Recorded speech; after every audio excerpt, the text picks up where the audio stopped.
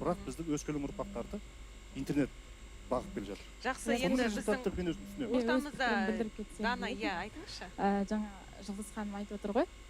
Барлықтарыңыздың әңгімелеріңізді тыңдай келе менде бір мынандай оқиға есіме түсті. Оқиға болғанда, бұл шынайы өмірде болған.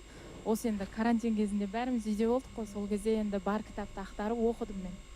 Сол кезде өмірде болған оқиға как раз осы Жұлдыз ханымның сұрағына жауап деп ойлаймын. Ол негізі қыз баладан да кінә емес деп ойлаймын, жігіттерден де кінә емес. Ол может ата-ананың кінәсі шығар. Себебі дәл осы әңгіме өмірде болған оқыдым, сол есіме түсіп отыр. Ата-анасы әкесінен енді, әкесін бірінші ер азамат қыз баланың әкесі болады ғой, өмірде көрген.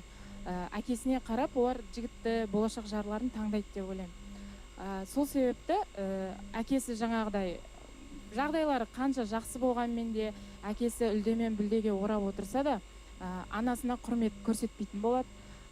Жаңағы ішіп келеді, ұрады, енді білген істейді, жаңағыдай екінші әйел алады деген сияқты жас қыз өзімен жасты.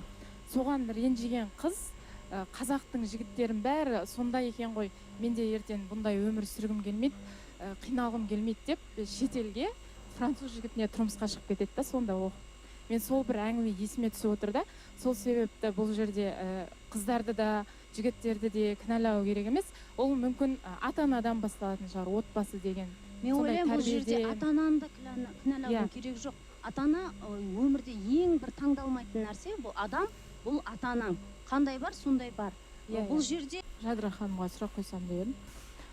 Сіз сол түрік жігітін кездескенге дейін қазақ жігітін кездестірмедіңіз бе? Былай араласып, сөйлесіп. Қазақтың жігіттерінен қандай айырмашылығы болды сізді? Қай жерінен тартты деп?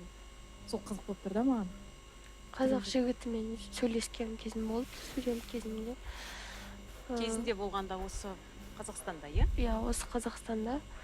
Бірақ қазақ жігіттерін былай айтқанда, олар қатты кез келеді, грубый.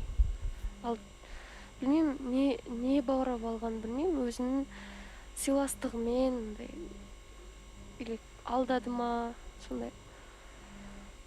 Тез баурап алады өзіне. Енді мына Көп әдебиет, өтірік.